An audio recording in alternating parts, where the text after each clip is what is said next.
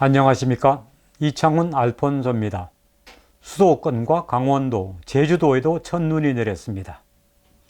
위령성월의 한가운데를 지나는 11월 14일자 가톨릭신문과 가톨릭평화신문을 바탕으로 하는 가톨릭평가서는 제5차 세계 가난한 이의 날에 관한 이야기와 위령성월에 관한 내용을 중심으로 진행합니다. 첫 소식입니다.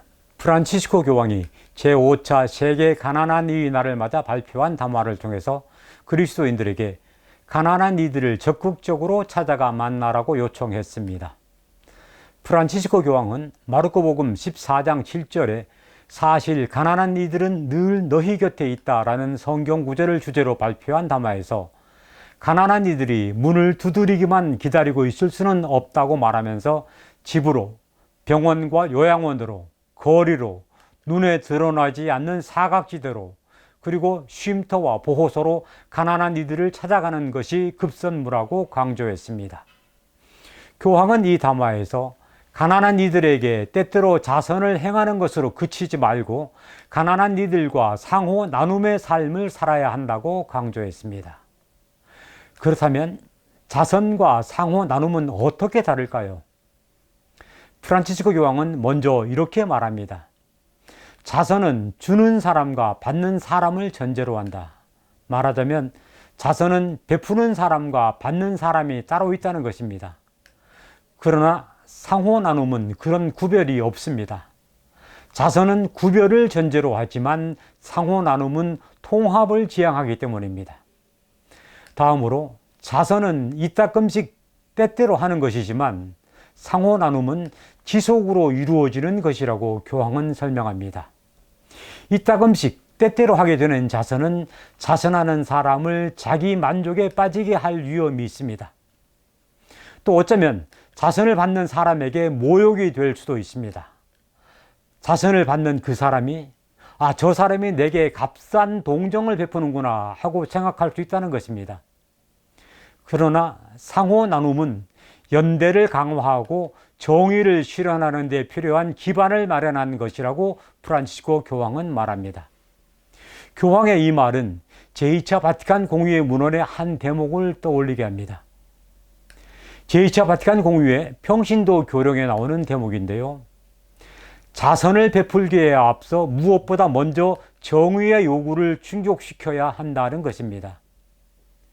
정의에 입각해서 마땅히 주어야 할 것을 마치 사랑의 선물처럼 베풀어서는 안 된다는 것이지요.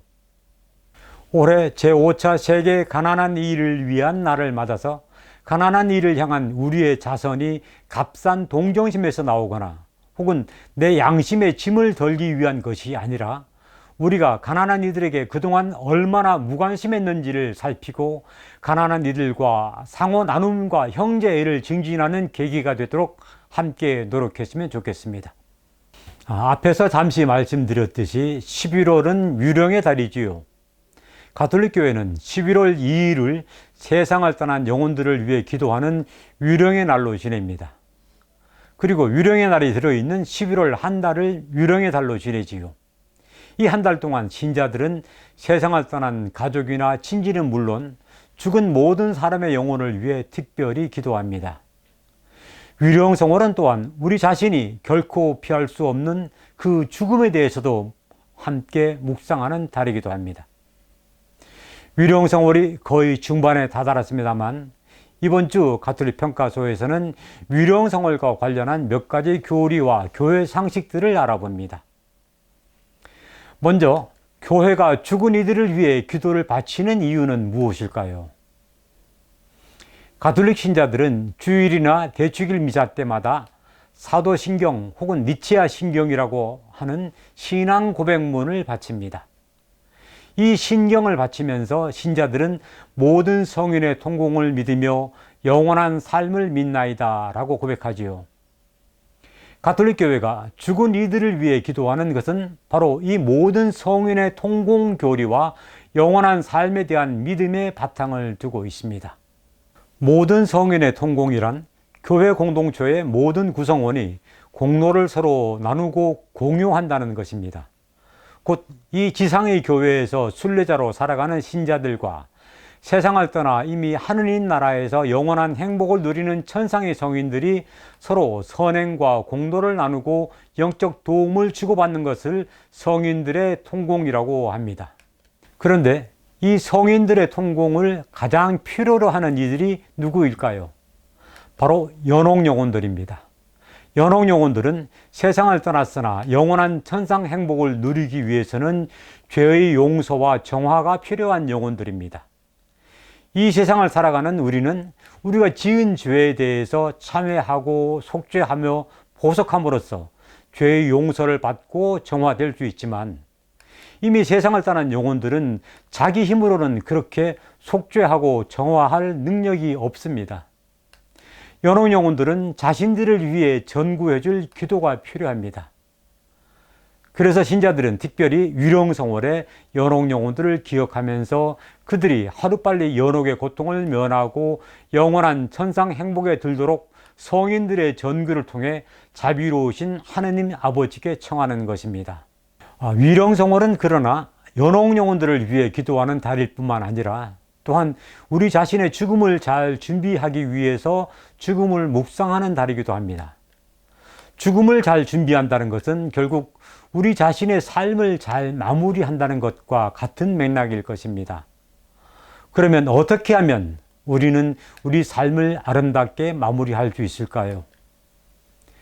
세상을 떠나는 이들의 아름다운 마무리를 돕는 특수청소업체 대표인 유품정리사 김채별 씨의 경험에서 나오는 내용들을 소개합니다. 장례 지도사를 하다가 삶의 마무리를 돕는 특수청소업을 시작하게 됐다는 김채별 씨가 제시하는 아름다운 마무리를 위한 7가지 계명입니다. 첫째, 정리를 습관화하십시오. 둘째, 가족이나 친지들에게 직접 하기 힘든 말은 글로써 적어보십시오. 셋째, 중요한 물건은 찾기 쉬운 곳에 보관해 두십시오. 넷째, 가족들에게 병을 숨기지 마십시오. 다섯째, 가지고 있는 것을 충분히 다 사용하십시오. 여섯째, 다른 누구 때문에 사는 삶이 아니라 자신을 위한 삶을 사십시오. 일곱째, 마지막으로 남는 것은 사랑하는 사람과의 추억이므로 아름다운 추억을 많이 남겨라. 위령성월에 나의 죽음을 생각하면서 한 번쯤은 되새겨 보았으면 합니다. 물론 김채별 씨는 가톨릭 신자는 아닙니다만 우리 모두가 한 번쯤은 되새겨 볼 만한 이야기를 하고 있는 것 같습니다. 이어서 간추린 소식 몇 가지 전해드립니다. 시노달리타스를 주제로 한 세계 주교 시노드의 교구 시노드 단계를 내년 4월에서 8월까지로 4개월 연장한다고 교황청 세계 주교 시노드 사무처가 밝혔습니다. 교구 시노드 기간의 4개월 연장은 교구 시노드를 통해서 교구민들이 경청과 대화의 진정한 체험을 더 많이 하도록 하기 위해서입니다. 서울대교구 민족화해위원회가 개최한 한반도 평화나눔 포럼에서 발표자들은 교회가 남북의 적대감을 완화하기 위한 소통과 협력의 역할을 수행해야 할 것이라고 요청했습니다. 또 의정부 교구 가톨릭 동북아 평화연구소가 개최한 북한 인권 개선을 위한 종교의 역할 학술 대회에서 발표자들은 북한의 인권 문제에 대해서는 의견이 엇갈렸지만 그럼에도 북한을 인도적으로 지원해야 한다는 데는 공감을 보였습니다. 한국 남자수도회 장상협의회는 2021년 정기총회에서 올리베타노 성 베네딕토 수도회 고성수도원의 대수도원장 유덕현 아빠스를 2년 임기의 차기 회장에 선출했습니다. 또 장상협의회 생명문화전문위원회는 총회 기간에 세미나를 열고 태아의 생명권 보장을 촉구하는 결의문을 발표했습니다. 광주대교구 담양천주교 공원 묘원에 로마 지하 무덤의 벽화 모습을 본떠 만든 카타콤바 벽화가 설치됐습니다. 서울대교구 위례 성모 승천 성당이 교황청에 인준한 성모 순례지 성당으로 지정됐습니다. 마산교구 용원본당이 11월 13일 경남 창원시 진해구 청안로 현지에서 신축 성전 봉헌식을 거행합니다.